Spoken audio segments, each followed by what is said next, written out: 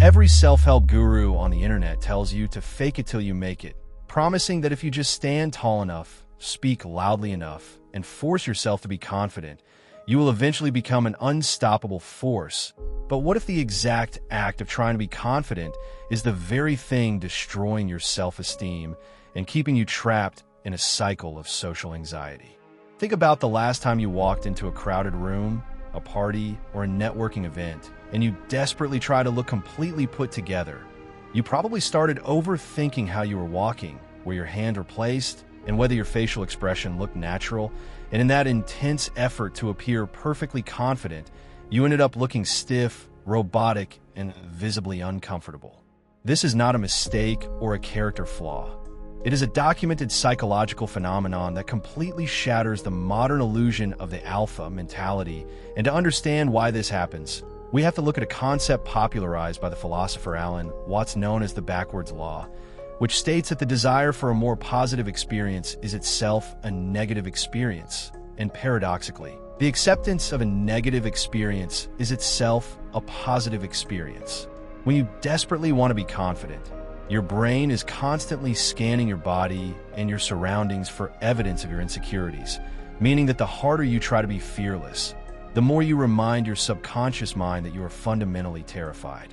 The author Mark Manson famously echoed this sentiment by explaining that pursuing something only reinforces the fact that you lack it in the first place, meaning the man who tries too hard to be rich feels poor, and the person who tries too hard to be confident feels deeply inadequate.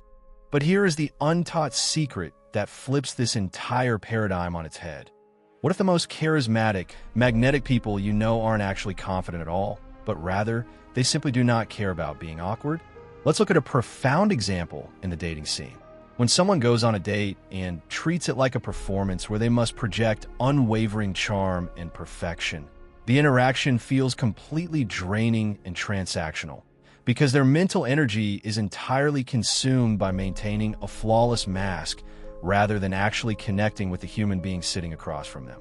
The moment the mask slips, a spilled drink, a stuttered word, an awkward silence, their forced confidence shatters and they spiral into panic. Compare this to someone who operates under the principle of radical self-acceptance. If they spill a drink, they laugh at their own clumsiness. If there's an awkward silence, they openly acknowledge it without feeling the need to eagerly fill the void. This person is incredibly attractive not because they are flawless, but because they have surrendered the agonizing need to control the narrative. The Swiss psychiatrist Carl Jung once famously stated, "What you resist persists," meaning that when you fight your natural nervousness, it grows into full-blown panic. But when you simply observe it and allow it to exist, it loses all its power over you. So, if forcing confidence makes us miserable, what is the actual alternative, and how do we escape this trap? The answer lies in leaning into what psychologists call the spotlight effect, which is a cognitive bias that causes us to overestimate how much other people are actually noticing our flaws. The freeing truth is that everyone else is too busy worrying about their own insecurities to judge yours.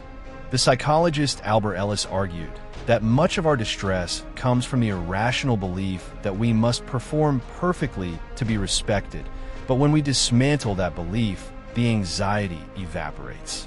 True confidence is never about being fearless.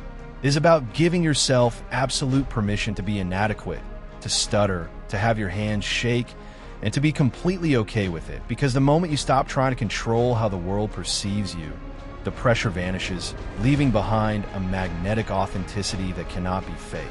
So the next time you feel that familiar social panic rising in your chest, stop fighting it. Stop reciting hollow affirmations in the mirror and ask yourself a psychological question that will change the way you interact with the world forever. What would happen if you just gave yourself permission to be nervous?